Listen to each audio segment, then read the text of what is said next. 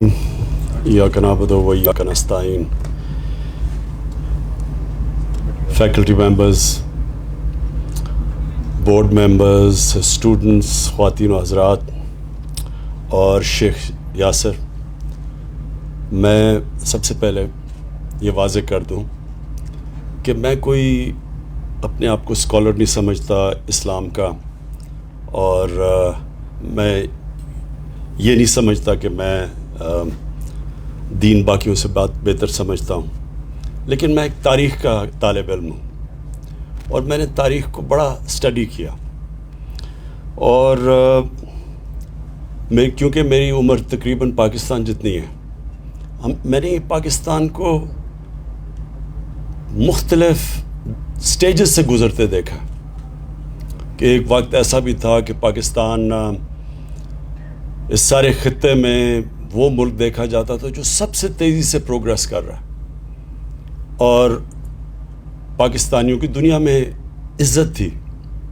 ہمارا پریزیڈنٹ جب 60s میں امریکہ گیا تو امریکن پریزیڈنٹ اس کو ایئرپورٹ پہ ریسیو کرنے آیا۔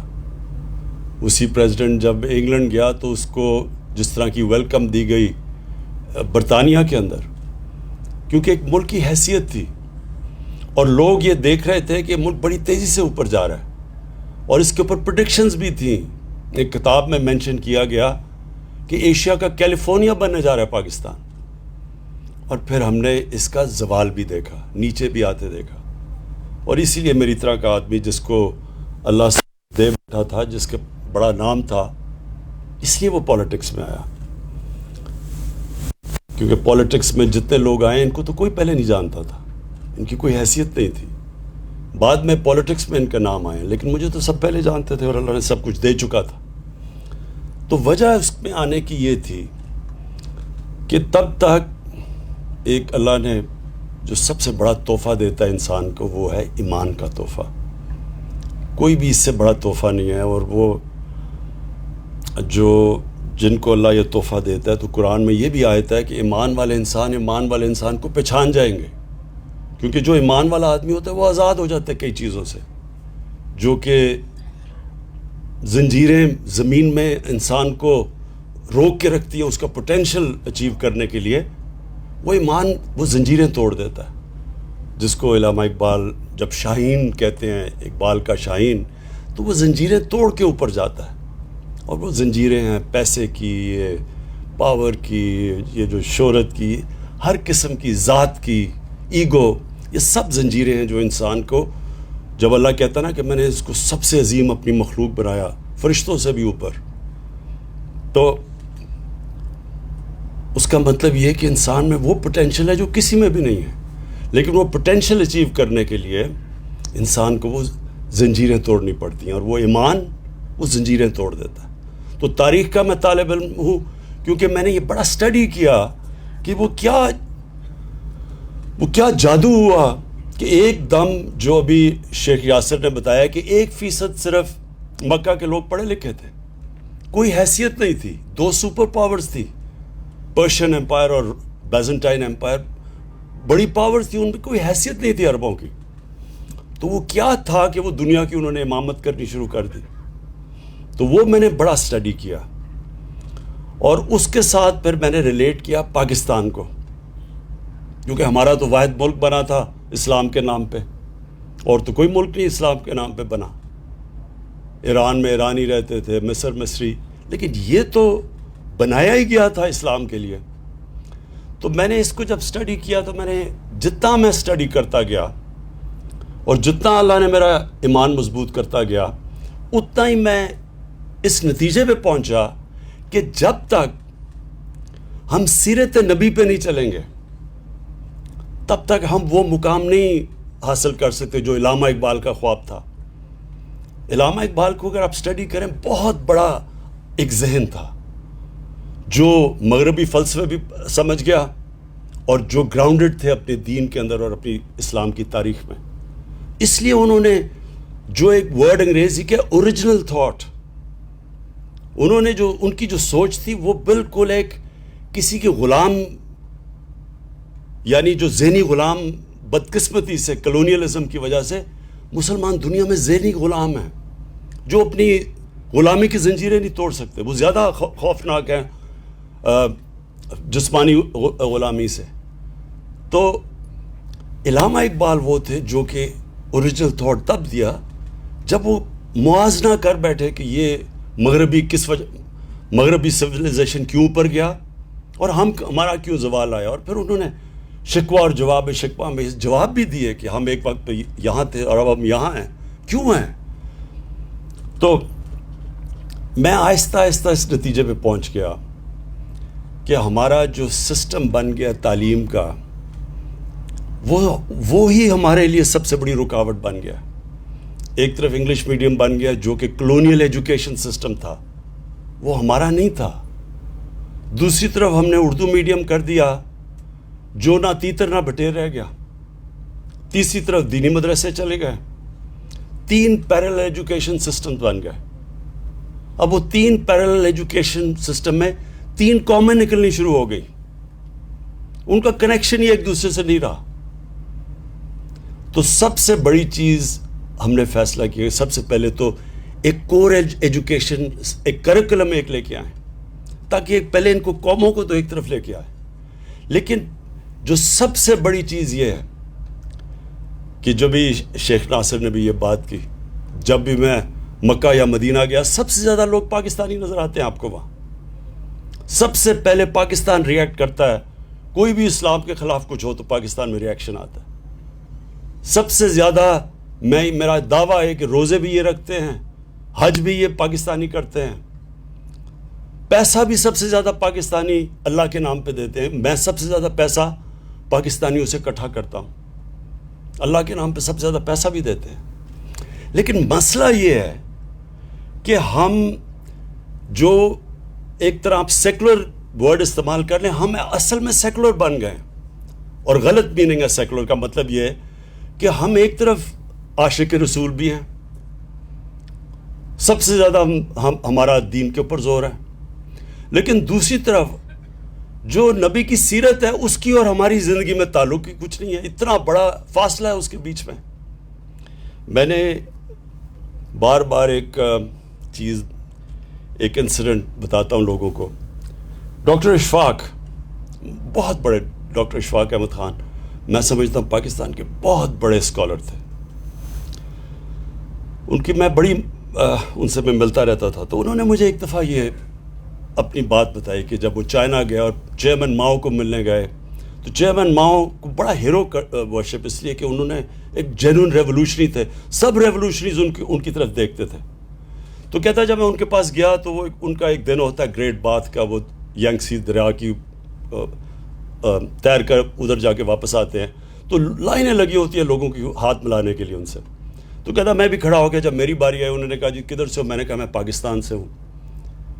تو اس نے کہا کہ وہ گریٹ نیشن، بڑی عظیم قوم ہے پاکستانی. بڑا حیران ہوا ڈاکٹر اشفاق. تو کہتا ساری لائن لگی ہوئی لوگوں کے پیچھے ادھر کھڑے ہو کے چیئرمین ماؤ نے مجھے ایک واقعہ بتایا کہ ان دنوں میں ایمبیسی کیپٹل کراچی تھا. تو کہتا کراچی کے اندر جو ایمبیسڈر تھا چائنا کا، وہ اس کا پاکستانی چیس پلیئر پارٹنر تھا. تو کہتا وہ جو پاکستانی پارٹنر تھا وہ ہر 2 منٹ کے بعد جائے، دوپہر بڑی گرمی تھی، سب سے زیادہ گرمی کا ٹائم تھا، اور جا کے اپنے اوپر سر پہ پانی ڈال کے پھر آ کے چیس کھیلے. تو اس نے کہا کیا مسئلہ ہے؟ اس نے کہا میں روزہ رکھا ہوا ہے. تو وہ بڑا چائنیز حیران ہوا، کہتا تم چپ کر کے پانی پی لو، کسی کو کیا پتہ چلے گا. تو جب اس چیئرمین ماؤ کو چائنیز ایمبیسڈر نے یہ بتایا تو چیئرمین ماؤ نے تب، اب ذرا دیکھیں بڑا ذہن تھا نا، تو اس نے کیا سوچا کہ کیوں یہ عظیم قوم ہے. اس نے یہ کہا کہ جو قوم گرمی میں پانی اللہ کے خوف سے نہیں پی سکتی تو سوچ لیں کہ وہ اللہ کے خوف سے سچ بھی بول سکتی ہے، وہ رشوت بھی نہ لے گی، وہ ٹیکس بھی اپنے پورے دے گی. وہ تو اس قوم کو تو کوئی روک ہی نہیں سکتا. یہی تھا مدینہ کی ریاست میں. وہ کیسے عظیم قوم بنی؟ خوف خدا تھا ان کو. وہ اپنے اوپر سیلف اکاؤنٹیبلٹی تھی کہ اللہ دیکھ رہا ہے. جس طرح کہ میں کمرے میں جا کے پانی پیوں تو اللہ دیکھ رہا ہے. اسی طرح میں کوئی غلط کام کروں گا اللہ دیکھ رہا ہے. وہ قوم کی جو کیریکٹر تھا وہ ایسا تھا کہ صرف مسلمان تاجروں کو انڈونیشیا اور ملیشیا میں کوئی فوج نہیں گئی تھی مسلمانوں کی. ان کے کیریکٹر کی وجہ سے لوگ مسلمان ہو گئے. تو میں نے اس نتیجے پہ پہنچا ہوں کہ ہمارا سب سے بڑا مسئلہ یہ ہے کہ ہمارا عظیم قوم کا کیریکٹر نہیں ہے. عظیم قوم بننے کے لیے عظیم کیریکٹر چاہیے. سچ بولنا, سچائی.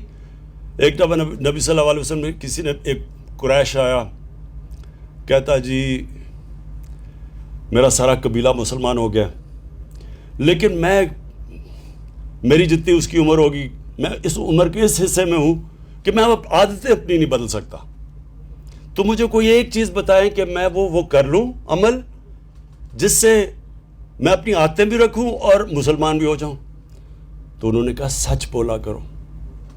یہ سچائی بہت بڑا کیریکٹر کا جو نبی صلی اللہ علیہ وسلم کے نبوت سے پہلے کیریکٹر کی تھی, صادق اور امین, سچ بولنے والے اور انصاف کرنے والے. اس کے اوپر بنتی ہے کیریکٹر کی بنیاد. اور جو لیڈرشپ ہوتی ہے, لیڈر کوئی بھی لیڈر بن ہی نہیں سکتا, رسپیکٹ کمانڈ کر ہی نہیں سکتا جب تک اس میں یہ دو صفتیں نہ ہوں, سچا آدمی اور انصاف کرنے والا آدمی. تو میں نے اس لیے تب سے سوچا کہ کبھی اللہ نے موقع دیا تو یہ میں نے ضرور کرنا ہے کہ ایک اپنے ملک کے اندر انسٹیٹیوشنز بنانی ہے جو کہ ایک نبی کی سیرت اور ہمارے اعمال کو جوڑے. یہ جب تک جڑیں گے نہیں ہم عظیم قوم نہیں بن سکتے. اور یہ ہم وہ بن سکتے اس لیے ہیں کہ اکثریت عاشق رسول ہے. یہ جو سارا خطہ مسلمان ہوا تھا یہ عاشق رسول نے مسلمان کیا تھا. یہ جو ہمارے بڑے بڑے بزرگ تھے, اولیاء کرام, بابا بلے شاہ, خواجہ معین الدین چشتی, نظام الدین اولیاء, داتا صاحب, میاں میر, بابا فرید گنج شکر, یہ سب عاشق رسول تھے. اور انہوں نے عام انسان کی زبان میں سیرت نبی کا پیغام لے کے گئے. قوالی ایجاد کی گئی صرف اس لیے کہ عام لوگوں کو پیغام دیا جائے ہمارے نبی صلی اللہ علیہ وسلم کا. تو اس لیے دو چیزیں, ایک تو رحمت العالمین اتھارٹی, اس کا کیا مقصد ہے؟ اس کا یہی مقصد ہے اکٹھا کرنا سیرت نبی اور ہمارے اعمال کو. اس کے لیے ہم نے میڈیا کا پورا استعمال کریں گے, ٹیلی ویژن کا, سیریلز کا, جس طرح ترکی سیریل ہے ارتگرل, اپنی تاریخ کا, بچوں کے کارٹونز کا, واٹس ایپ کا. ہم یہ ساری چیزیں استعمال کریں گے لوگوں کو آسان لوگوں کی زبان میں پیغام دینا کہ کیا سیرت نبی ہے کیا, اور کیوں آپ عظیم قوم نہیں بن سکتے, کیوں ایک انسان عظیم انسان نہیں بن سکتا جب تک اس کے اوپر نہ چلے. جو مدینہ کی ریاست, اس کے اندر جو سب سے بڑی چیز اگر آپ نوٹس کریں, تاریخ پڑھیں, تو اتنے چھوٹے وقفے میں اتنے زیادہ عظیم انسان دنیا کی تاریخ میں نہیں آئے. جو دیکھتے تھے تو عظیم آدمی بن جاتا تھا. کوئی سینٹرل ایشیا نکل گیا, کوئی مصر نکل گیا, کوئی کدھر, کوئی وہ موراکو میں گھوڑے دھڑا دیے اس نے سمندر میں کہ اللہ تیری زمین ختم ہو گئی ہے. ایک سے ایک بڑا عظیم انسان بن گیا. اس یونیورسٹی کے اندر میں چاہتا ہوں کہ یہ ریسرچ کی جائے, بتایا جائے لوگوں کو. یونیورسٹیز بن ہی نہیں سکتی جب تک ان کے اندر ریسرچ نہیں ہوتی. یونیورسٹی تو بنتی ریسرچ سے ہے. ہمارے ملک میں ریسرچ ہی نہیں ہے. کوئی یہ نہیں بتا رہا آج تک کہ وہ کیا کوالٹیز تھی ان لوگوں کی کو جو دنیا کی امامت کر لی. یہ تو تاریخ میں تو اس کی کوئی مثال ہے ہی نہیں کہ وہ لوگ جن کی حیثیت ہی کوئی نہیں تھی وہ دیکھتے دیکھتے دنیا کی امامت کرنا شروع کر دیا. اور یہی نہیں کہ صرف یہی نہیں کہ انہوں نے فتح کی, سارے سائنٹسٹ ٹاپ مسلمان تھے, کلچرل لیڈرز تھے دنیا کے. دنیا کے تھاٹ لیڈرز ایسے بنے کہ انہوں نے دنیا کی علم کو لے کے آئے, عربی میں ٹرانسلیشن کی, اور ادھر سے پھر تھاٹ ڈیولپ کیا. لیکن سب سے امپورٹنٹ چیز یہ تھی کہ تقریباً سارے جو بڑے بڑے اسکالرز اور سائنسدان تھے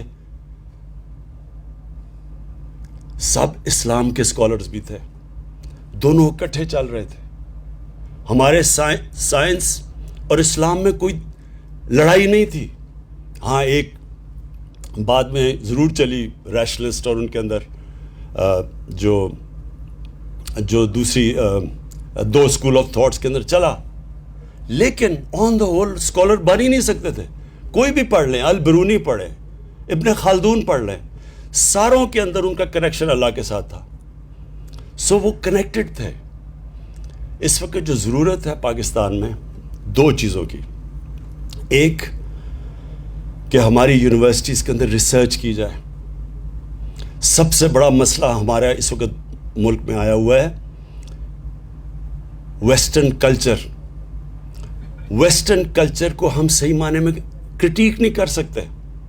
ہم بتا ہی نہیں سکتے اپنے آنے والی نسلوں کو کہ اس کی طاقت کیا ہے, کیا وجہ ہے کہ ویسٹرن کلچر اوپر ٹیکنالوجیکل سائنٹیفک ان میں آگے نکل چکا ہے دنیا سے, لیکن ان کی جو اسپرچل سائڈ ہے اس میں کیا مسئلے آ رہے ہیں ان کے. اسپرچولی وہ نیچے جا رہے ہیں, چرچز بند ہو رہے ہیں. پوپ نے ابھی اسٹیٹمنٹ دی ہے, اس نے کہا Europe has become spiritual barren area, desert, spiritual desert. کیا وجہ ہے؟ دونوں کو انسان میں جسم بھی ہوتا ہے اور روح بھی ہوتی ہے. انسان دو چیزوں کا بنا ہوتا ہے.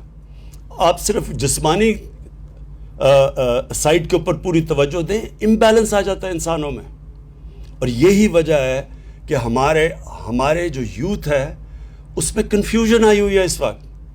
ایک تو وہ دیکھتا ہے ویسٹرن کلچر اور ان کی آگے اور ٹیکنالوجیکل پروگریس ہر طرح آگے ہیں, تو وہ ایک دوسری طرف ہمارا دیکھتا ہے اور وہ سمجھتا ہے کہ ہم تو پیچھے رہ گئے ہیں دنیا سے.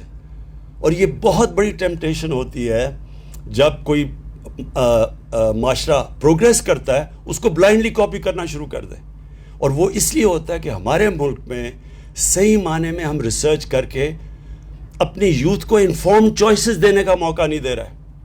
جب ہم ریسرچ کریں گے, جب ہم بتائیں گے کہ یہ ان کی طاقت ہے, ان کی کمزوری ہے, کیا ان کے مسئلے آئے ہیں, جب ان کی اسپرچویلٹی گری ہے, ان کا فیملی سسٹم میں کیا مسئلہ ہے, خاندانی نظام ان کا نیچے چلا گیا ہے, وہ کتنی 40 سال پہلے ان کا خاندانی نظام کدھر تھا, آج کدھر چلا گیا ہے, اس کے کتنے اثرات ہیں معاشرے میں. یہ یونیورسٹیز کا کام ہے, ریسرچ کریں, بتائیں, آگاہ کریں لوگوں کو. پھر بچوں کے اوپر کیا گزر رہی ہے. موبائل فون, دنیا میں اتنا بڑا چیلنج نہیں آیا جو آج موبائل فون سے آیا ہے.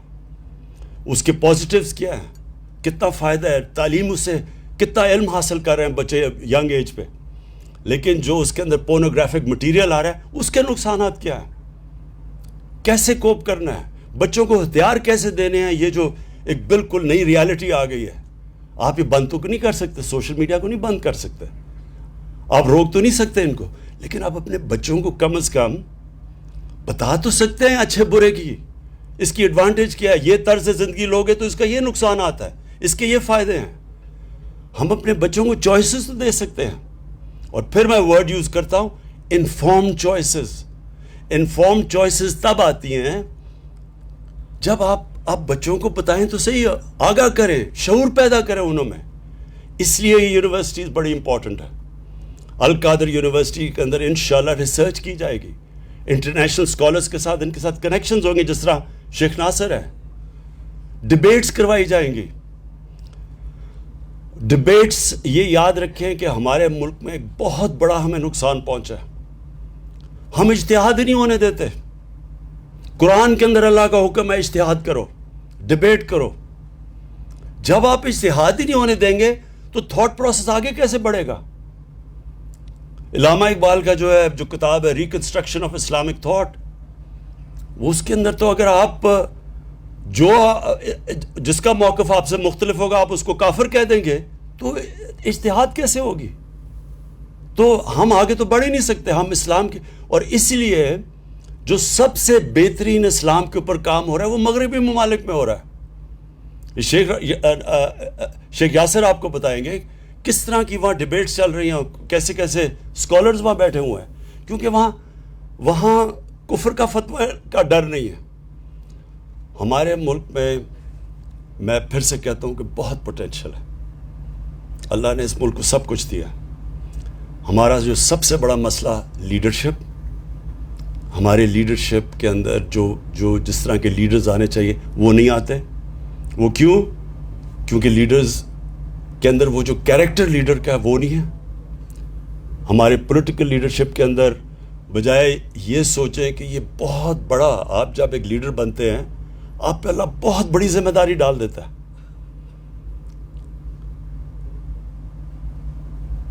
جب ایک لیڈر عوام کی خدمت کرتا ہے، وہ سارے پیغمبروں نے یہ کیا تھا، سارے پیغمبر لیڈر تھے اللہ کے، اور ان سارے پیغمبروں نے انسانوں کو بدلا تھا، خدمت کی تھی، انسانیت کے لیے آئے تھے. اور جب ایک لیڈر بن کے ایک اتھارٹی پہ آ کے ملک کا پیسہ چوری کرنا شروع کر دیتا ہے، اس سے بڑا اللہ کا عذاب کسی انسان پہ نہیں آ سکتا. کیونکہ جو معاشرے میں غربت ہوتی ہے سارا گناہ اس کے اوپر جاتا ہے. اس لیے ہمیں اپنے نبی صلی اللہ علیہ وسلم کی جو انہوں نے جو لیڈرشپ کا کانسیپٹ دیا تھا، انشاءاللہ القادر یونیورسٹی اور ہم باقی جو ہماری رحمت للعالمین جو اتھارٹی ہے وہ ساری یونیورسٹیز کے ساتھ ان ٹچ رہے گی. ادھر چیئرز ہیں، سینٹ چیئرز ہیں، ان کے ساتھ ہم ان ٹچ رہیں گے. اور بیسکلی جو اس نبی صلی اللہ علیہ وسلم نے لیڈرشپ کا کانسیپٹ دیا تھا وہ ہم نے اپنی یوتھ کو دینا ہے. اسکول کے بچوں سے شروع کریں گے سب کو، تاکہ پتہ تو چلے کہ لیڈر میں کون سی کوالٹیز ہیں. کبھی بھی ایک خود غرض آدمی لیڈر نہیں بن سکتا. لیڈر ہمیشہ اپنی ذات سے نکل کے بڑا سوچتا ہے. قائد اعظم محمد علی جناح، نیلسن مینڈیلا، وہ لیڈرز جو کہ ایک اپنی آپ کو قربان کر دیتے ہیں اپنی قوموں کے لیے. ساری زندگی وہ قومیں ان کو دعائیں دیتی ہے، ان کی عزت کرتی ہے. کبھی بزدل انسان لیڈر نہیں بن سکتا. اس لیے قرآن کی آیت ہے کہ جو لوگ ایمان لے آئے میں ان کے خوف دور کر دیتا ہوں. اس لیے وہ جو ایک دم لیڈرز کی بارش ہوئی تھی مدینہ کی ریاست کے بعد، جب ہمارے نبی صلی اللہ علیہ وسلم کی دنیا سے جانے کے بعد ایک سے ایک بڑا لیڈر بن گیا تھا، کیونکہ ان کے خوف دور چلے گئے تھے. بڑی سوچ تھی ان کی، ذات سے باہر نکل گئے تھے، اور سچے لوگ تھے اور انصاف کرنے والے لوگ تھے. یہ 4 کوالٹیز ہیں جو بنیاد ہے ایک لیڈر کی، اور یہ ہم نے اپنے بچوں کو پڑھانا شروع کرنا ہے تاکہ ہمارے ملک میں بھی لیڈرز نکلیں. جب وہ ان کو اقتدار ملے تو وہ اپنی قوم کا سوچیں، یہ نہ سوچیں کہ انہوں نے کتنا پیسہ بنانا ہے اور اپنے آپ کو کتنے فائدے پہنچانے ہیں اور اپنی رشتہ داروں اور دوستوں کو اوپر لے کے آنا ہے. میرٹ قائم کرنی. اور وہی مدینہ کی ریاست میں سب سے بڑی چیز اگر آپ دیکھیں میرٹ تھی. جو کوئی ایکسل کرتا تھا وہ بڑے عہدے پہ پہنچ جاتا تھا. اور جو آخر میں یہ چاہتا ہوں کہ ہماری یونیورسٹی سے اس طرح کی اسکالرشپ ہو، اور انشاءاللہ جو ہماری رحمت للعالمین اتھارٹی ہے وہ سارے انٹرنیشنل اسکالرز کے ساتھ ان ٹچ ہے. اور ہماری کوشش یہ ہے کہ آگے سے، اور یہ ہوگا، میں آپ کو پھر بتا رہا ہوں کہ باہر کسی نہ کسی ملک میں وہ ہمارے نبی صلی اللہ علیہ وسلم کی شان میں پھر سے گستاخی کریں گے. لیکن اس بار میں چاہتا ہوں کہ ایک بڑا انٹلیکچوئل، ریزنڈ، سوچ سمجھ کے، قانون دیکھ کے ایک اس طرح کا ہمارے ساتھ ہمارا رسپانس جائے. سارے مسلمان اسکالر سے پہلے کنسلٹ کریں، مسلمان ہیڈز آف اسٹیٹ سے کنسلٹ کر کے ایک وہ رسپانس جائے جو یہ نہ ان کو کہنا پڑ جائے کہ جی جب دیکھیں مسلمان دنیا آزادی رائے کے خلاف ہے.